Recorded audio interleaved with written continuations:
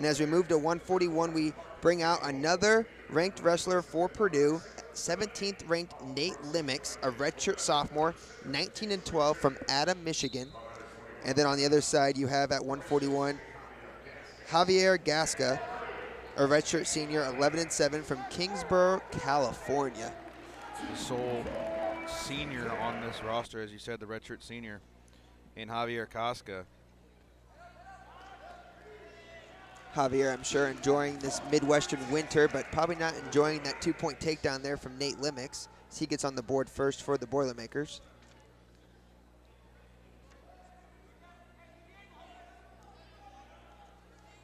It's the 18th time Limmex has scored first in a match.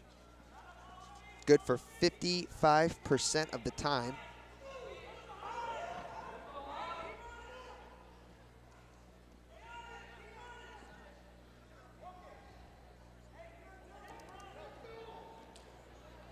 Gasca, a wrestler that has had quite a bit of success in the past, redshirt senior this year. His redshirt freshman year went 15-8. His redshirt sophomore year, 19-5. His redshirt junior year went 27-10 in that match. So this year coming in 11-7, not as well, not starting off as well, I think as he'd like. He's on a 0-4 slide in his last 4. See Limmex get the 1-point escape to tie up the match 3-3 after a nice takedown by Gasca. Now Limmex back on the offense. He's got a nice hold of that right leg. He's going to try to walk it around and keep a hold of that. Gasca does a really good job using his hips to fight off Limmex and get back to a neutral position.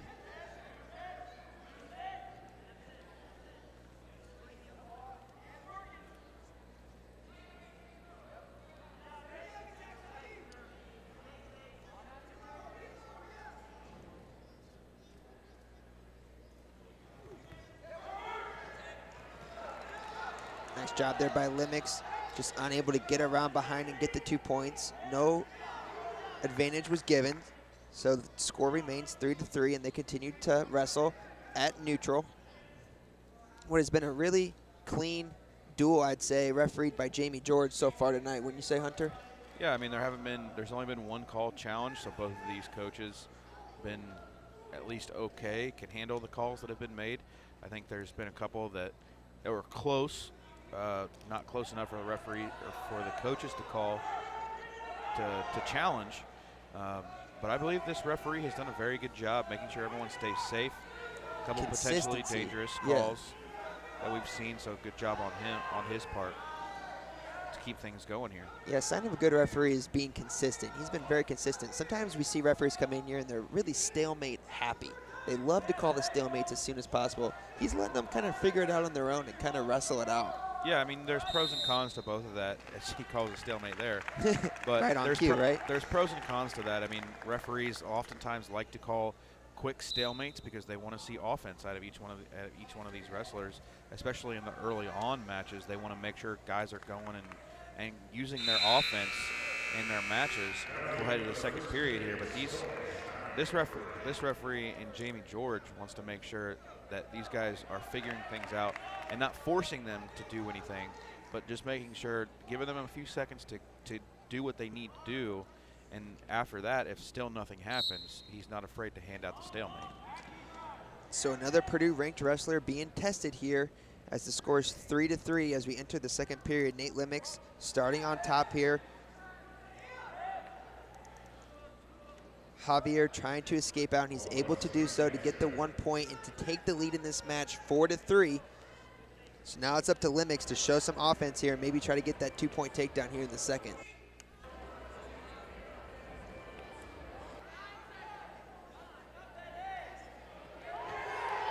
Javier really trying to stay as low to the mat as he can. Limmex try to go for that left leg. Javier fights it off.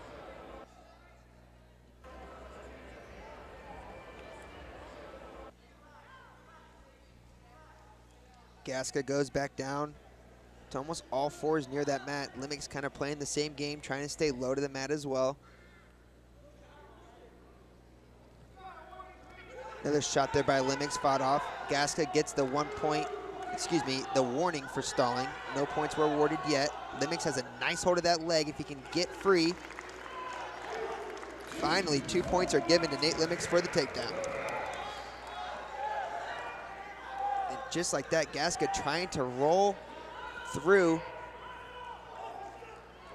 and get back on top. He's unable to get the reversal, but does get the 1 point escape. So after a 2 point takedown from Limmex, a quick escape from Gasca, and we're tied at 5. Yeah, that's a tough.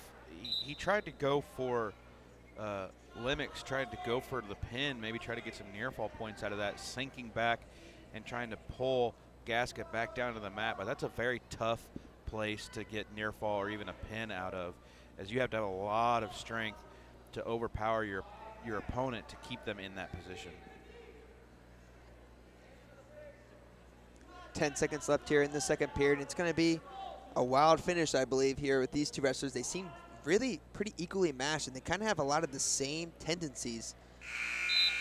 And we'll see which one can prevail here in the third period. The decision goes to Limmex.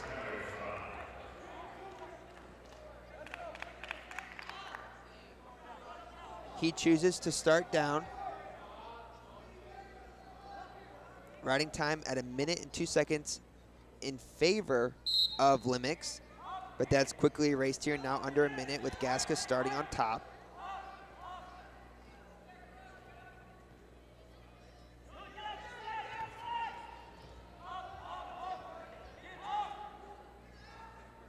Here Purdue's bench cheering Limmex on, trying to tell him to get up, trying to get him all the way up to that base. Yeah, I'd like to see Gasca try to slip in a leg. Maybe gain control. I think he'd have better luck on top if he was able to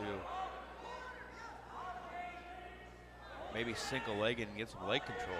He was able to roll Limmex near his back for about a second, unable to get that 2 count for the near fall.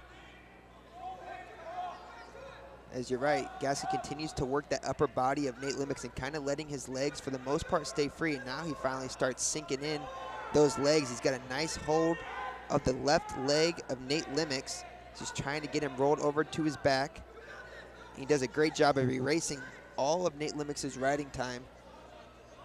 And so unless Gasca can stay on top for the rest of this match, we're not going to have any advantages in that form.